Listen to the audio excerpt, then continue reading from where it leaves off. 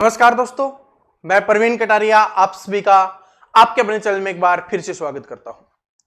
दोस्तों, जो हमारा मैथ के लिए 100 दिन का चैलेंज अपना जो चल रहा है, 100 डेज का जो चैलेंज चल रहा है, उसमें आज हमारी क्लास नंबर होने वाली है हमारी 7। इससे पहले हमारी 6 क्लासेज हो चुकी हैं। 4 क्लासेज में हमने बेसिक चीजें पढ़ी थी, एक में हमने प्रतिशत पढ़ा था और एक में हमने टाइम एंड वर्क पढ़ा था। तो आज हमारी क्लास नंबर 7 है। और देखिए, 100 दिन का ये जो चैलेंज है, अगर आप इसको स्वीकार करते हो और डेली पढ़ते हो तो मैथ में आप अपने आप को 100% बना लोगे। चाहे जिसको मैथ कुछ भी नहीं आता वो भी आराम से इसको बना लेगा। इसीलिए हमने इसको math zero to hero batch का नाम दिया है, जैसा कि आप सभी जानते हैं। ठीक है जी। 100 दिन जो हमारी 100 क्लासेस चल रही हैं, आप उसमें शुरुआत करते हैं। आज हम लाभ और हानि, प्रॉफिट एंड लॉस हम पढ़ने वाले हैं। और ये प्रॉफिट एंड लॉस की क्लास नंबर फर्स्ट होने वाली है। आपको यहां पर दिख भी रहा होगा कौन सी क्लास है, वो मैं आपको यहां पर बताता रहूंगा 100 दिन वाली में। और यहां पर चैप्टर वाली क्लास आपको दिखाई देती रहेगी कि कौन सी चैप्टर की कौन सी क्लास है। ठीक है जी। बाकी सारी क्लास है प्लेलिस्ट में नंबर वाइज आपको यहां पर दिख जाएंगी, तो आप आराम से वहां से देख सकते हो, जिसने अभी तक कुछ भी नहीं देखा। और प्लेलिस्ट का लिंक हर वीडियो के डिस्क्रिप्शन में आपको मिलेगा, आप वहां से देख सकते हो। ठीक है, तो चलिए शुरुआत करते हैं। और देखिए, हमारा इसका सिर्फ एकमात्र लक्ष्य है कि जिन स्टूडेंट को मैथ बिल्कुल भी नहीं आता, मैथ में कमजोर स्टूडेंट है, देखो जिनको मैथ आता है उनको पढ़ाने के लिए तो बहुत सारे टीचर्स आपको मिल जाएंगे, यूट्यूब पर भी मिल जाएंगे, वैसे भी मिल जाएंगे। लेकिन जिनको मैथ जिनका कमजोर है, उनको सिखाने के लिए हम यहां पर हैं, और वो भी बिल्कुल फ्री में आपको सिखाने वाले हैं। ठीक है, चलो अब शुरुआत करते हैं कि प्रॉफिट एंड लॉस, लाभ और हानि होता क्या है।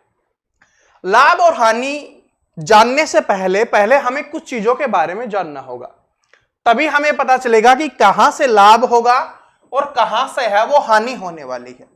ठीक है, एक होता है आपका क्रय मूल्य होता है। क्रय मूल्य होता है जिसको क्या बोला जाता है, कॉस्ट प्राइस बोला जाता है, या इसी को शॉर्ट में हम सीपी बोलते हैं। पहले इसको समझो कि ये होता क्या है।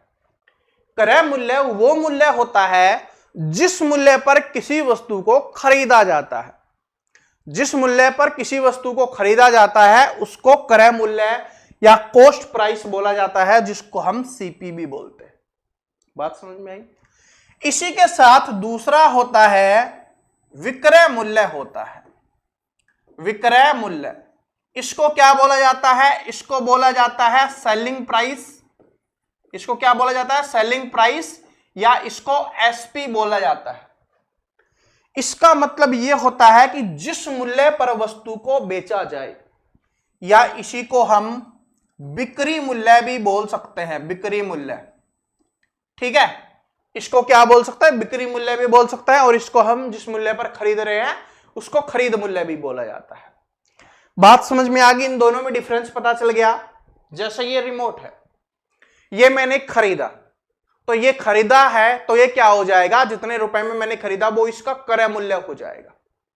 और जितने रुपए में इसको बेचा गया वो इसका क्या हो जाएगा, वो हो जाएगा विक्रय मूल्य हो जाएगा। मैंने दुकानदार से खरीदा और आप में से किसी को मैं बेच रहा हूं, तो मैंने जो खरीदा वो हो गया क्रय मूल्य। खरीद मूल्य मतलब क्रय मूल्य, और जिस मूल्य पर मैं बेच रहा हूं वो हो जाएगा आपका विक्रय मूल्य, हो जाएगा सेलिंग प्राइस हो जाएगा।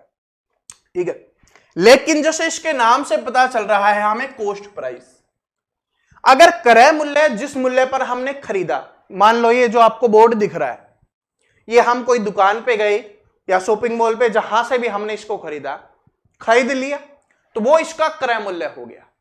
लेकिन इसको वहां से दुकान से लाने पर, घर पे लाने पर जो लागत लगेगी उसको भी हम इसमें ऐड करेंगे अगर हमें बेचना है तो इसी को लागत मूल्य भी बोला जाता है। लागत मूल्य, जब हमें लागत मूल्य की आवश्यकता होगी तब हम इसका यूज करेंगे।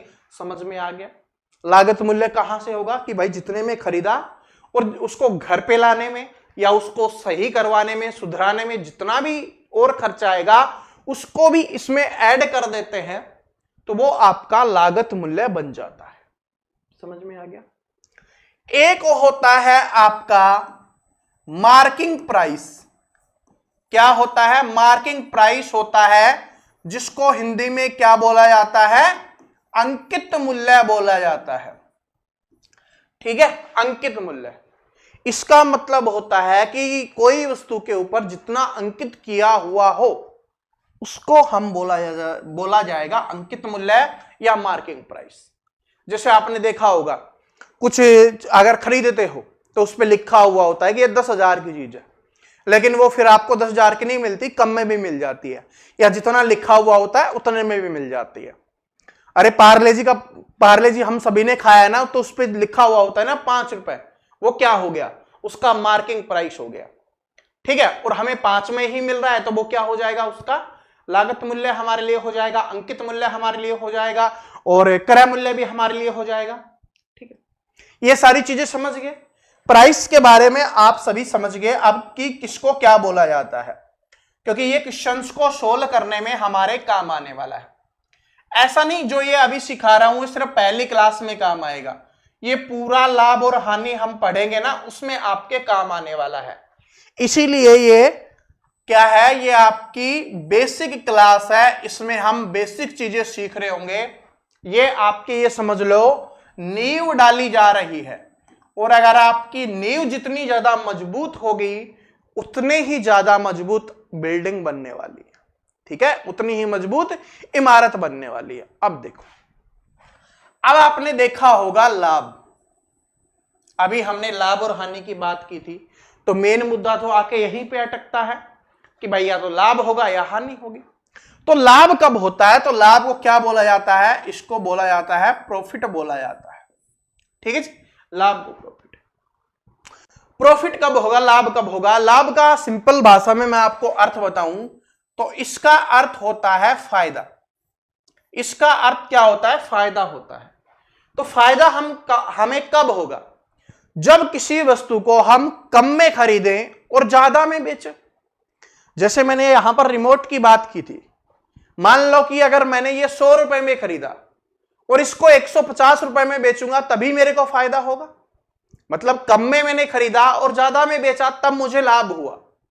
तो इसका मतलब क्या है कि विक्रय मूल्य क्या होना चाहिए? ज्यादा होना चाहिए। विक्रय मूल्य मैंने आपको बताया था कि जिस मूल्य पर वस्तु को बेचा जाता है, सेलिंग प्राइस जिसको बोलते हैं, उसमें से हम क्रय मूल्य को माइनस करें।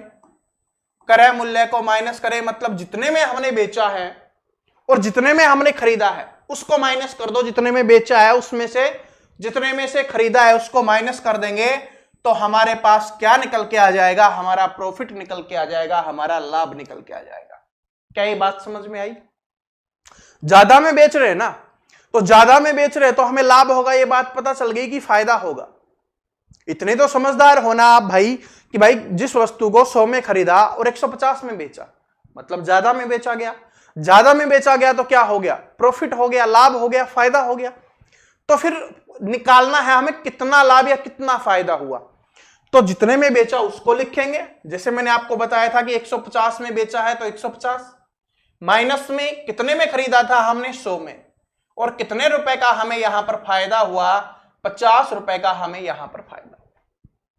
इसको बोला जाता है लाभ। ऐसे आपका लाभ निकाला जाता है। ठीक है, अब सर जी लाभ तो हमने निकाल लिया, अब हानि के बारे में भी बात कर लीजिए, क्योंकि ऐसा थोड़ी ना है कि लाभ ही लाभ होगा, हानि भी हो सकती है। और हानि को क्या बोला जाता है? लॉस। और सिंपल भाषा में इसको हम क्या बोल सकते हैं? इसको नुकसान बोला जाता है, क्योंकि आप नुकसान से समझ जाओगे कि इसका मतलब हानि होती है। इसका मतलब क्या होगा? कब होगी हमें हानि, कब होगा नुकसान? कि ज्यादा में हम खरीदे, 150 रुपए में हम इसको खरीदे और 100 रुपए में इसको बेच दे, मतलब ज्यादा में खरीदे और कम में इसको बेच दे, तब हमें नुकसान होगा।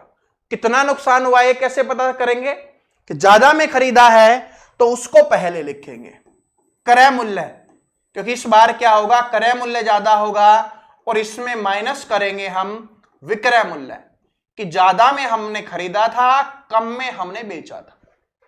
यानी कि आपका सीपी माइनस क्या हो जाएगा, एसपी हो जाएगा, वो हमारा यहां पर हानि निकल के आ जाएगा। जैसे हमने 150 में खरीदा और 100 में बेचा, तो इसका मतलब 50 रुपए का क्या हुआ, हमें नुकसान हुआ, हानि हुई, तो 50 रुपए की हमें हानि हो जाएगी। सर जी याद रखे कैसे कि कौन सा पहले आएगा? देखो आपको पता है कि जो बड़ा होता है उसमें से छोटे को माइनस किया जाता है। तो जब हमें हानि हो रही है तो खरीदने वाला मूल्य बड़ा होगा, नुकसान हो रहा है तो जिस मूल्य पर हम खरीदेंगे वो मूल्य बड़ा होगा, ठीक है। और अगर हमें लाभ हो रहा है, जिस मूल्य पर बेचेंगे वो बड़ा होगा, तो बड़े में माइनस करना है, ठीक है।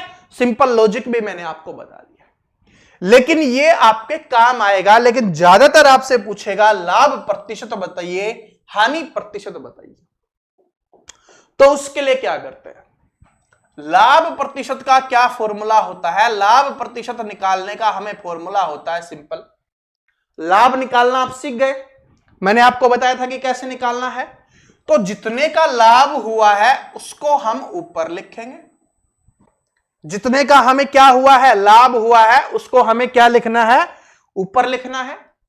बटे में क्रय मूल्य लिखना है, क्योंकि लाभ या हानि होगी वो क्रय मूल्य पे होगी, सीपी पर होने वाली। और प्रतिशत का नाम आते ही समझाया था कि 100 से गुना कर देना। प्रतिशत वाली क्लास में बताया था ना कि जब भी हमें प्रतिशत लगाना होगा 100 से गुना करेंगे, प्रतिशत हटाना होगा 100 से भाग करेंगे। तो लाभ प्रतिशत निकालेंगे कैसे, ऐसे। देखो रटने वाले स्टूडेंट हैं वो गलत कर सकते हैं, आप समझ के करोगे आप कभी गलत नहीं करोगे। ऐसे ही हमें हानि प्रतिशत अगर हमें निकालना है, क्योंकि भाई हानि भी होगी, हानि प्रतिशत निकालेंगे तो क्या करेंगे, जितनी हानि हुई है उसको ऊपर लिखना है, बटे में क्रय मूल्य। लाभ हो या हानि हो हमेशा क्रय मूल्य पर ही होगी। और प्रतिशत के लिए हम क्या करेंगे, 100 का यूज करेंगे। क्या इतनी बात सभी को समझ में आ गई? अगर इतनी बात आप सभी को समझ में आ गई तो आप प्रॉफिट एंड लॉस, लाभ और हानि निकालने के लिए बिल्कुल तैयार हो चुके हो। लाभ और हानि के क्वेश्चंस निकालने के लिए आप तैयार हो चुके हो। यही बेसिक चीजें हैं जो हमें पता होनी। एक बार दोबारा से आपको रिवीजन करवा देता हूं, थोड़ा सा समझा देता हूं। क्रय मूल्य वो मूल्य होता है जिस मूल्य पर हम वस्तु को खरीदते हैं। विक्रय मूल्य वो मूल्य होता है जिस मूल्य पर वस्तु को हम बेचते हैं। लाभ होता है मतलब फायदा, और हानि का मतलब होता है नुकसान। बस इतना सीख गए तो अब हम क्वेश्चंस करने के लिए तैयार हैं। बेसिक क्वेश्चंस करते हुए चलेंगे। और देखो ये सारे के सारे क्वेश्चंस है ना, आपके एग्जाम में आए हुए क्वेश्चंस हैं। कोई भी ऐसा क्वेश्चंस नहीं है जो बिना एग्जाम का हो, ठीक है, ऐसा नहीं है। हाँ जो इजी क्वेश्चंस है, स्टार्टिंग वाली पहली क्लास है तो इजी क्वेश्चन से ही सीखते हुए चलेंगे, क्योंकि स्टेप वाइज स्टेप चलेंगे। ऐसा नहीं, देखो ये आपकी सीढ़ियां होती है, आपने देखा होगा ये सीढ़ियां होती है, ठीक है। तो हम पहले इधर पांव रखते हैं, फिर इधर रखते हैं, फिर इधर, फिर इधर, फिर जाके हम टॉप पे पहुंचते हैं। डायरेक्ट टॉप पे पांव रखेंगे, एक तो रखना पॉसिबल नहीं है, ठीक है, और रखने की कोशिश करेंगे तो छत से धड़ाम दे गिरेंगे, हाथ पांव और टूट जाएगा, ठीक है। तो चलो बातें करते हैं जोश के साथ। आप पढ़ेंगे बिल्कुल जोश के साथ, क्योंकि वो सिखाने वाली चीज थी। अगर वो सीख गए फिर तो आप क्या है, आप चैंपियन बनने के लिए तैयार हो। देखो क्या है कि एक कार 64,000 रुपए में बेचने पर श्री राव को 20% की हानि हुई, तदनुसार उस कार का लागत मूल्य कितना था, ये अपने को बताना है। अब ध्यान से देखो क्या बोला, 64,000 रुपए में बेचने पर।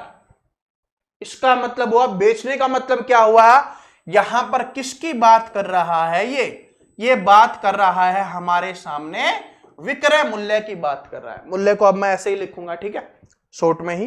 तो विक्रय मूल्य की बात कर रहा है, सेलिंग प्राइस की बात कर रहा है, एसपी की बात कर रहा है। और वो कितना बोला गया है, वो हमें बोला गया है 64,000 रुपए है। कितने रुपए बताया गया है, 64,000 रुपए, ठीक है। और 20% की हानि हुई है।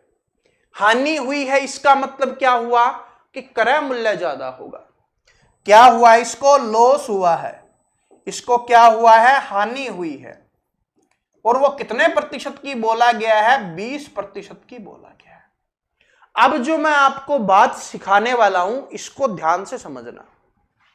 बाकी बेसिक चीजें हमने सारी सीख ली हैं, अब जो मैं आपको बता रहा हूं इसको ध्यान से समझना, क्योंकि ये आपके बहुत जगह काम आएगी।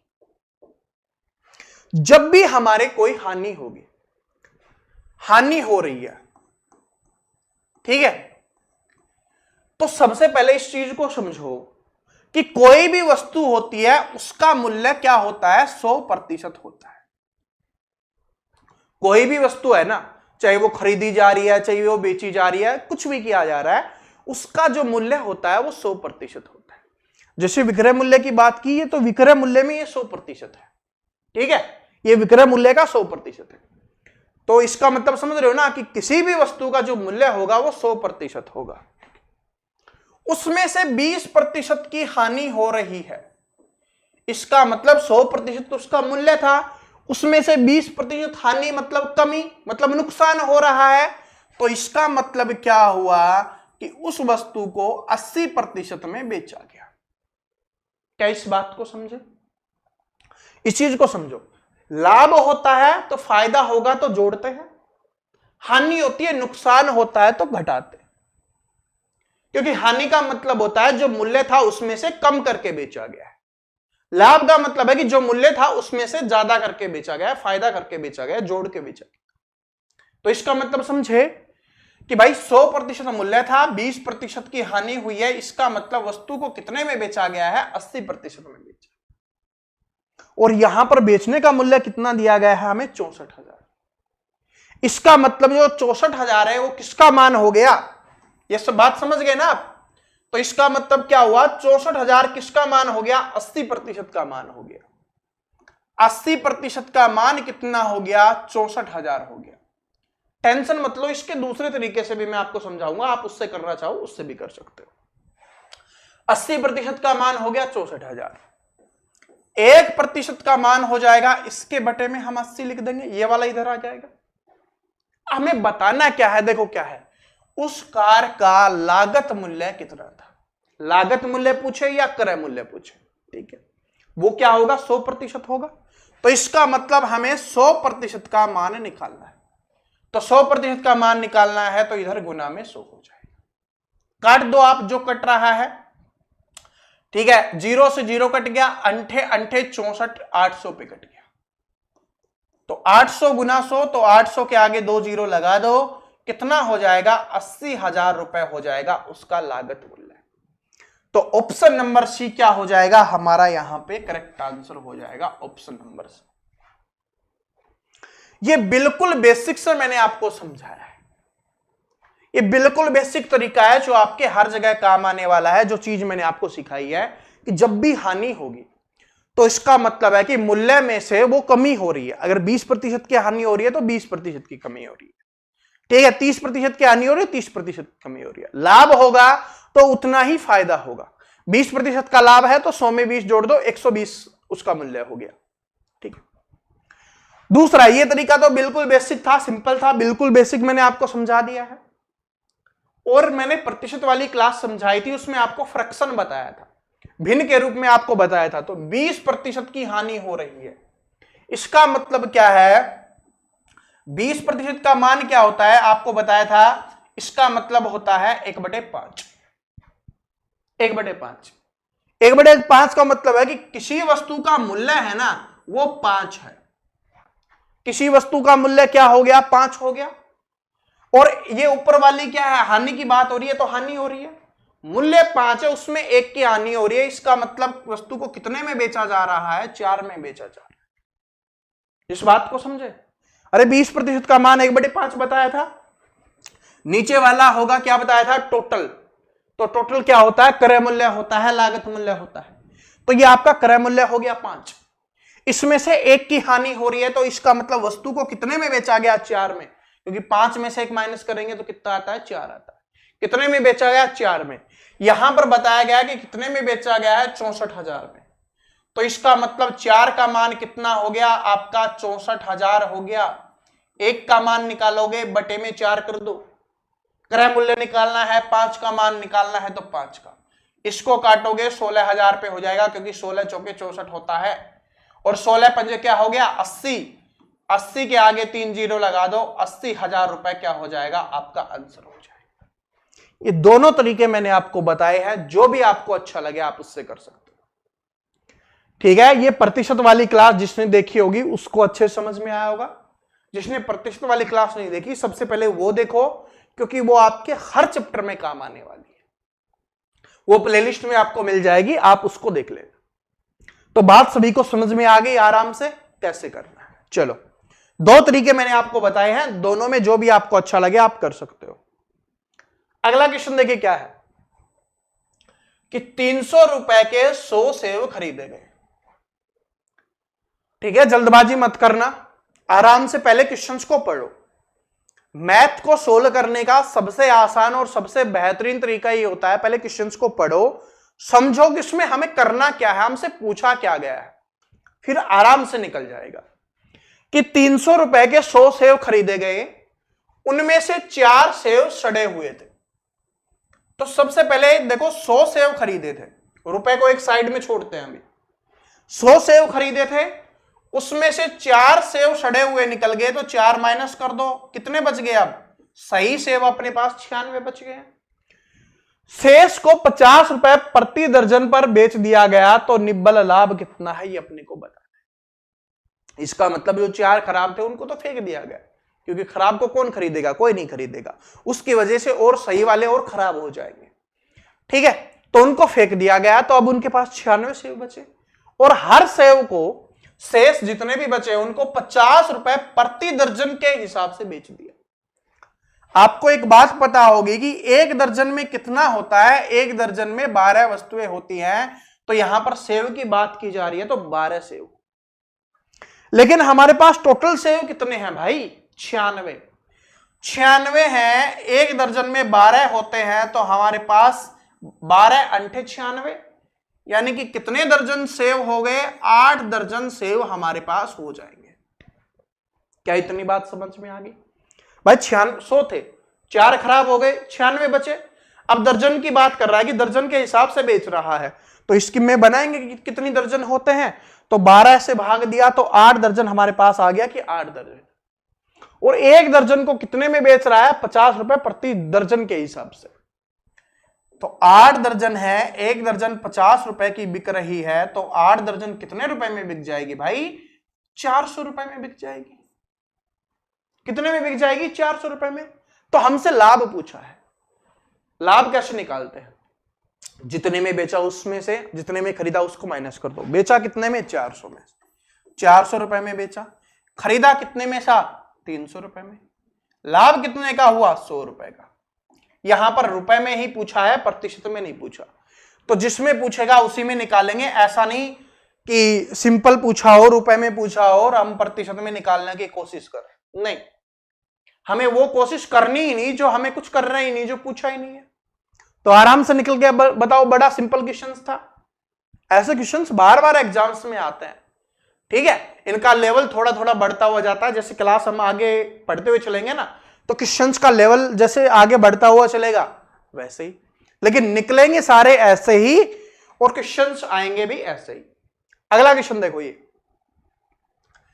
एक वस्तु का क्रय मूल्य 5,800 रुपए है। यदि हानि प्रतिशत 33% है, तो वस्तु का विक्रय मूल्य क्या है ये अपने को बताना है। इसको आप आराम से कर सकते हो। देखो कैसे करोगे। पहले बेसिक वाला तरीका बड़ा सिंपल है। हानि कितने की हो रही है? 33% की। क्या बताया था कि अपने आप में मूल्य 100% होगा, हानि है तो उसमें से माइनस करेंगे। और देखो, ये आपको लिखने की आवश्यकता नहीं है, आप डायरेक्ट आपको करना है। कितना हो जाएगा आपका? यहां पर 67% हो जाएगा आपका। ठीक है, कितना हो गया? 67%। यानी जिस मूल्य पर बेचा जा रहा है वो कितना हो जाएगा? 67%। क्रय मूल्य दिया गया, ये क्या दिया गया आपको? क्रय मूल्य दिया गया। विक्रय मूल्य हमसे पूछा है। ठीक है, पिछले रटने वाले स्टूडेंट क्या करेंगे कि सर जी ये 67 का मान है। नहीं, भाई 100 रुपए क्या है? क्रय मूल्य है, 100% क्रय मूल्य है। क्रय मूल्य हमें दिया गया है, ठीक है, हमें क्रय मूल्य नहीं निकालना। इसमें से 33% की हानि हो रही है, तो इसका मतलब कितने में बेचा जा रहा है? सेलिंग प्राइस कितना है? 67%। तो और हमसे पूछा भी गया सेलिंग प्राइस, तो इसका मतलब इसका 67% निकालना है। प्रतिशत वाली क्लास तभी तो इंपोर्टेंट बता रहा था। कितना है? 5800 है। इसका क्या निकालना है? 67%। कैसे निकालोगे? ऐसे, क्योंकि इस बार प्रतिशत हटाना है तो बटे में 100 करेंगे। जब प्रतिशत हटाना हो बटे में 100 करेंगे, जब प्रतिशत लगाना हो गुना में 100 करेंगे। 2 जीरो से आपकी 2 जीरो कैंसिल हो गई। अब इन दोनों का गुना करो और आंसर निकल जाएगा। यहां पर भी आपको एक तरीका सिखाता हूं। इकाई का अंक गुना करोगे तो क्या आएगा? 8 7 56, यानी इकाई का अंक आपका 6 रहने वाला है। ना इसमें है, ना इसमें है, ना इसमें है, सिर्फ इसी में है। और ऐसा नहीं मैंने खुद ऑप्शंस लिखे, एग्जाम में आया हुआ क्वेश्चन है, ऑप्शंस लिखे हुए थे, वरना फिर आप गुना भी कर सकते हो। ठीक है, ऑप्शन नंबर 1 करेक्ट आंसर हो जाएगा। मैं आंसर भी आपको यहां पर चेक करवा देता हूं। बाकी फ्रैक्शन वाले तरीके से निकालना चाहो तो उससे भी आप निकाल सकते हो आराम से, कोई दिक्कत नहीं है। ठीक है, समझ में आ गया आराम से? ओके, चलो। लेकिन आपको इस बात का ध्यान रखना है कि पूछा क्या गया है, जो 100% जो मान हम लिखते हैं कि 100% है, ये क्या होता है? ये हमारा क्रय मूल्य होता है। किसी वस्तु का जो क्रय मूल्य होगा ना, वो होगा 100%। क्रय मूल्य, selling price, sorry cost price, या इसको आप लागत मूल्य भी बोल सकते हो, जैसे पिछले क्वेश्चंस में बोला गया था। ठीक है जी, इन बातों को आपको ध्यान रखना है। चलो आगे बढ़ते हैं कि एक वस्तु का विक्रय मूल्य और क्रय मूल्य, ये विक्रय मूल्य है, ये क्रय मूल्य है। पहले जो लिखा हुआ है वो पहले होगा, जो बाद में लिखा हुआ है वो बाद में होगा। तो पहले विक्रय मूल्य लिखा हुआ है तो ये आपका विक्रय मूल्य हो जाएगा, फिर क्रय मूल्य लिखा हुआ है तो ये आपका क्रय मूल्य हो जाएगा। तो लाभ प्रतिशत क्या होगा? बड़ा सिंपल है ना, बताओ, ऐसा कुछ नहीं है ना आप ना कर पाओ, आराम से कर सकते हो। लाभ प्रतिशत निकालने के लिए क्या बताया था? लाभ हो रहा है तो इसका मतलब विक्रय मूल्य ज्यादा होगा, और ज्यादा ही दिया गया है। तो लाभ निकालने के लिए हम क्या करते हैं कि विक्रय मूल्य माइनस में क्रय मूल्य हम करते हैं, यही तो हम करते हैं। विक्रय मूल्य हमें कितना दिया गया है? 684.25 दिया गया है, माइनस करेंगे 595। अब इसमें से 595 माइनस करेंगे तो कितना आ जाएगा? 89.25 आपका हो जाएगा। कैसे किया मैं बताता हूं। इसको 600 मान लिया हमने कि ये 600 है, तो इसमें क्या आएगा? 84.25। 5 इसमें कम मान, ज्यादा माना था तो और जोड़ दो इसमें, तो 84.25 में 5 जोड़ेंगे तो 89.25 हो गया, 89.25 हो गया आपका। ठीक है, ऐसे करना है। अब क्या निकालना है? प्रतिशत, लाभ प्रतिशत। लाभ प्रतिशत के लिए क्या बताया था आपको कि सबसे पहले हम ऊपर लिखेंगे लाभ, तो सबसे पहले लाभ लिखो, कितना है? 89.25 है, तो दशमलव हटाने के लिए बटे में 100 लिख देते हैं। ठीक है, हट गया। बटे में क्रय मूल्य लिखना है, क्रय मूल्य कितना है आपका? 595, तो 595 हम लिख देते हैं। और गुना में क्या लिखना है? प्रतिशत लगाना है तो 100 से गुना कर देते हैं। इस 100 से आपका ये 100 माइनस हो जाएगा, इस 100 से ये 100 माइनस हो गया। अब करके देखो, देखो सिंपल। अगर इसको 2 से करेंगे तो 2 से करेंगे तो 10,000 से ज्यादा जाएगा, तो इसका मतलब 20 तो आपका हो नहीं सकता, पहली चीज। 1 से करेंगे तो 5,000 ही रह जाएगा, तो इसका मतलब ये 5,000 भी आपका हो नहीं सकता। आप काटना चाहो काट सकते हो, काटने में भी निकल जाएगा, लेकिन थोड़ा आपको सिखा रहा हूं और समझदार बना रहा हूं। 5 5 का आधा 2.5 होता है, 7.5, तो 15 हो सकता है, बिल्कुल हो सकता है भाई। ठीक है, 5 और यहां पर 5 पंजे 25, तो ये भी आपका हो सकता है। 5 दूनी 10। अब देखो इन दोनों में कंफ्यूजन है कि ये होगा या ये होगा, इन दोनों में ही तो कंफ्यूजन है कि कौन सा होगा। तब क्या करें? तब क्या कर सकते हो? ये इसको हम 6,000 मान लें, तो 6,000 का आधा 3 होगा, तो 9,000 हो जाता है, तो 15 वाला आपका हो जाएगा, क्योंकि ये इसी के आसपास है। ठीक है, तो ये आपका हो जाएगा यहां पर ऑप्शन नंबर 1 करेक्ट आंसर। वरना फिर आपने को काटने वाला तो है ही, नहीं समझ में आया कोई बात नहीं, 5 से काटो, 5 एकम 5, इसको भी काटेंगे, 5 एकम 5, 4 बच गया, 5 नीम 45, इसको आप 5 से काटो तो 5 एकम 5 हो जाएगा आपका, कितना बच गया, 3 बच गया, 5 साते 35 हो गया, 4 बच गया, 5 अंठे 40, 5 पंजे 5, इसको काटोगे तो ये 15 पे कट जाएगा, ठीक है, क्योंकि 119 से कम 119 और 119 पंजे 595, तो यही आपका होने वाला है यहां पे, ठीक है, ओके जी। तो ये आपका आंसर निकल गया ऑप्शन नंबर ए। बस, अरे इसको छोड़ो, ये तो आपको पता ही था कि बिल्कुल सिंपल लगाना था, लेकिन ऐसे क्वेश्चंस भी एग्जाम में आते हैं, बस दशमलव वाले में दे देता है। और एक बात बता रहा हूं, कोई भी डाउट रह जाता है, कोई भी क्वेश्चन समझ में नहीं आए तो सिर्फ आपको कुछ नहीं करना, आपको कमेंट करना है। आपका भाई आपके लिए है, अगर 1% स्टूडेंट को समझ में नहीं आएगा ना, अरे एक भी स्टूडेंट को समझ में नहीं आएगा, दूसरी क्लास में समझाऊंगा, ठीक है, लेकिन मैं ऐसा छोड़ूंगा ही नहीं कि किसी को समझ में ना आए, ठीक है। कैलकुलेशन तो देखो आपको खुद करनी होगी, जोड़ घटा गुना भाग, ये मत बोलना सर जी काट कैसे दिया, काटना तो आपको ही सीखना पड़ेगा, ठीक है, जोड़ घटा गुना भाग तो आपको ही सीखना पड़ेगा। उसके लिए कुछ नहीं करना कि भाई 1 से लेकर 20 तक के कम से कम पहाड़े याद कर लो, 1 से 20 तक के स्क्वायर याद कर लो, 1 से 20 तक के क्यूब याद कर लो, ये आपको याद होनी चाहिए, ये आपके काम आएंगे ही आएंगे, आपके एग्जाम में काम आएंगे ही आएंगे। देखो अब क्वेश्चंस पे फोकस करते हैं। क्या है क्वेश्चंस? एक फ्रिज को 18,200 में बेचने पर अनु को 15% की हानि होती है, फ्रिज का क्रय मूल्य क्या है? आराम से निकाल लोगे, आराम से निकालोगे कि फ्रिज को बेचने पर, इसका मतलब ये क्या हो गया? अब देखो यहीं पे थोड़ा छोटा बनाते हैं इसको, सेलिंग प्राइस हो गया, विक्रय मूल्य हो गया, क्योंकि बेचने पर बात कर रहा है। 15% की हानि होती है, 100 में से 15 माइनस करेंगे, इसका मतलब 85% में बेचा गया है, तो फ्रिज का क्रय मूल्य बताओ, 100% का मान निकालना है। बात को समझ में आया? बात समझ में आई? क्या है कि 85% का मान हमें दिया गया कितना? 18,200 है, किसका मान है? ये 85% का मान है, हमें किसका मान निकालना है? 100% का मान निकालना है। हमें किसका मान निकालना है? हमें यहां पर 100% का मान निकालना है। आराम से काट दो, इसको काटोगे और सोल्व करोगे तो ऑप्शन नंबर बी क्या हो जाएगा? आपका यहां पे करेक्ट आंसर हो जाएगा, ठीक है। कैलकुलेशन करोगे तो ऑप्शन नंबर बी आपका आंसर हो जाएगा, बस कैलकुलेशन करना है, ऐसा कुछ भी नहीं है।